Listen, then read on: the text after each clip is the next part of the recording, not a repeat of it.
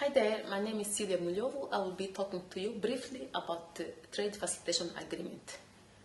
Trade Facilitation Agreement found his justification on the fact that the traders, either for developed countries and developing countries, they have highlighted that there exists an amount of red tape in moving goods from across the border. So they understood that it was important to bring this issue to be dealt in multilateral trade system with a view to come up with the rules and procedures of import-export that are simple, harmonized, and modernized.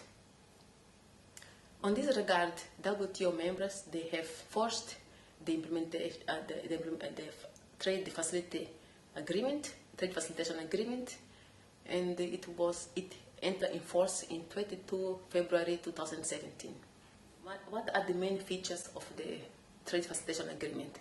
One of the main features of this agreement is that it's the first WTO agreement that gave each country the possibility to implement this agreement once they have the capacity to do so.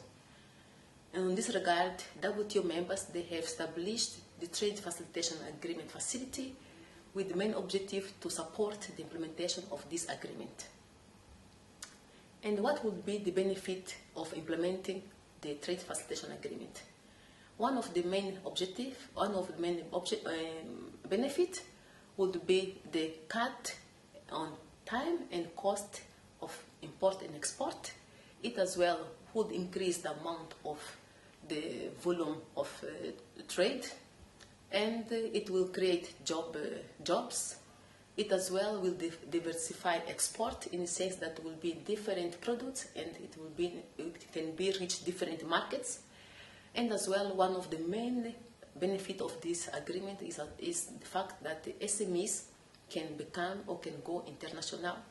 This is because SMEs, they face a lot of challenge to get information about another market and the financial capacity to reach different markets.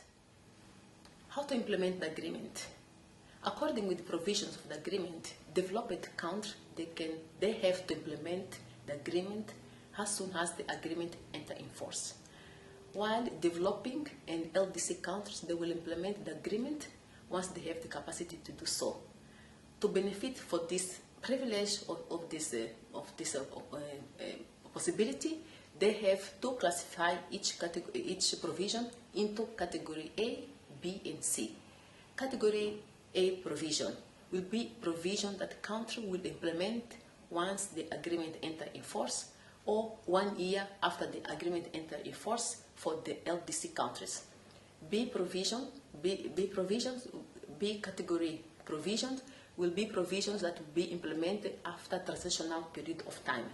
And C provisions are the provisions that country will implement once it has occurred a transitional period of time, plus if they receive support to do so. Well, to conclude, I would like to say the TFA agreement is very important because it contributes for the development. For instance, there will be better governance. It can be as well opportunity to invest in soft and hard infrastructure.